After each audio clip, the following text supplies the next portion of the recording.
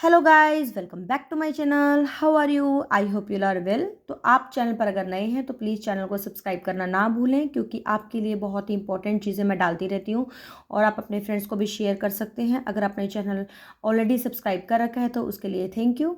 तो मुझे लगा कि आप लोगों के एग्ज़ाम ख़त्म हो गए हैं, तो एक कुछ नया चैनल पर शुरू करते हैं। मैं आपके लिए डेली कुछ ना कुछ नए वर्ड्स या ना कुछ ईडियम्स लेकर आऊँगी, ठीक है। इसके लिए मैं अलग से प्लेलिस्ट बना दूँगी, तो आपको इजीली मतलब फाइंड करना मतलब ज़्यादा प्रॉब्लम नहीं आएगी। तो जो हमारे ये ईडीएम्स हैं, इससे क्या है कि आप इनको डेली लैंग्वेज में या कोई आप कंटेंट लिख रहे हैं तो आप वहाँ यूज़ कर सकते हैं। तो जैसे अगर आपको कोई ये कहना है कि ये काम बहुत आसान है ना, जैसे अभी आपके एग्ज़ाम हो तो आप बोलो कि मेरा तो साइंस का एग्ज़ाम या मैथ का एग्ज़ाम बहुत ईजी था, है ना। तो उस बात को कि माई एग्ज़ाम वॉज ईजी, तो रादर सेन सेइंग दैट कि माई एग्ज़ाम वॉज ईजी, तो you can say the math exam was a piece of cake for me, है ना। तो थोड़ा सा अट्रैक्टिव बन जाती है आपकी जो लैंग्वेज होती है, तो उसके लिए हम ईडियम्स का यूज़ कर सकते हैं अपनी लैंग्वेज में। तो फर्स्ट ईडियम जो हमारा है वो क्या है? अ पीस ऑफ केक, ठीक है।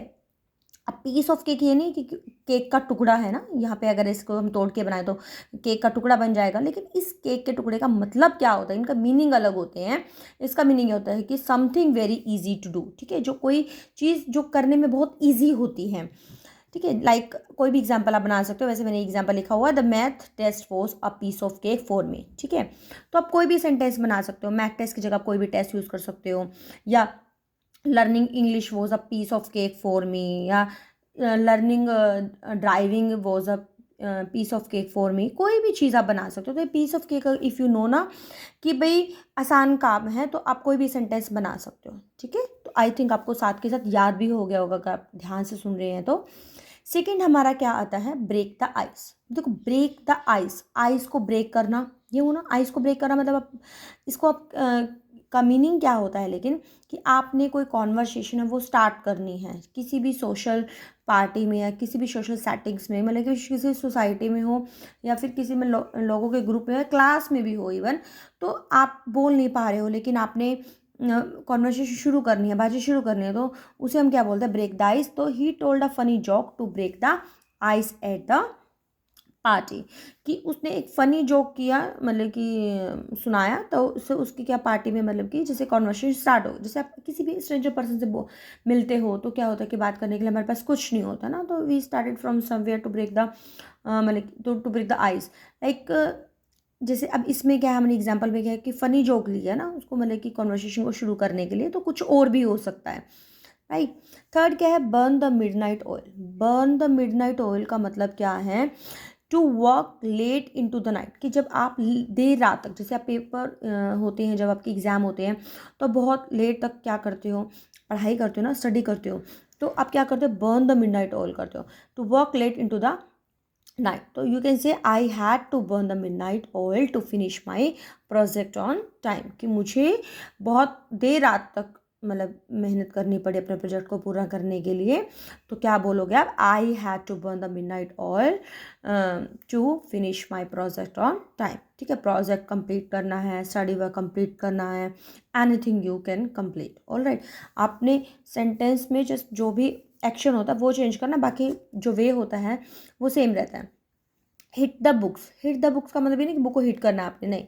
हिट का मतलब है टू स्टडी हार्ड, ठीक है। I need to hit the books if I want to pass the exam, कि अगर मुझे एग्ज़ाम पास करने हैं तो मुझे बुक्स पढ़ने की ज़रूरत है ना, या फिर मुझे एग्ज़ाम पास करना है, या इफ़ मुझे अपने आप को इम्प्रूव करना है, ठीक है ना। I need to hit the books if I want to improve myself, कि मुझे बुक्स पढ़ने की ज़रूरत है, और जो कि बहुत ज़रूरी भी है। अगर आप कुछ सीखना चाहते हो तो आपको पढ़ना पड़ेगा, बिना पढ़े तो आप कुछ सीख ही नहीं सकते हो, ठीक है।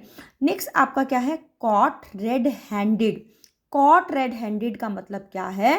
कॉट से तो आप वैसे भी समझ गए होंगे, पकड़ लेना है ना। रेड हैंडेड मतलब एकदम से इसको इंग्लिश में पहले एक बार मीनिंग अंडरस्टैंड कर लेते हैं। To be caught in the act of doing something wrong, कि कोई गलत काम कर रहे हो और आपने उसको एकदम से पकड़ लिया।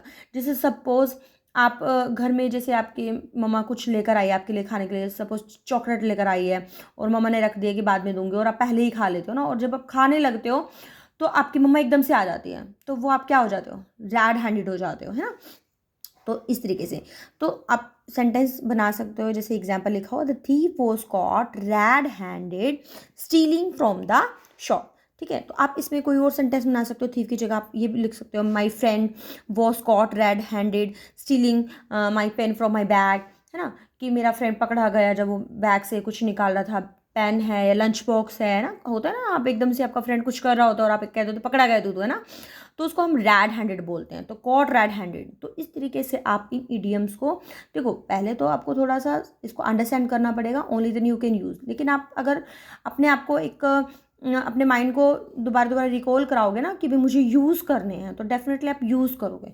तो आपको वीडियो अगर अच्छी लगती है, अगर आप चाहते हो कि मैम और इस तरीके की वीडियो बनाएं, तो आप प्लीज़ कमेंट सेक्शन में लिखें, ठीक है। और अगर थोड़ी सी भी अच्छी लगी तो वीडियो को लाइक करना ना भूला करो, ये मेरे लिए मोटिवेशन का काम करता है। तो मिलते हैं एक नई वीडियो में एक नए कंटेंट के साथ। Till then be happy, keep studying, bye bye.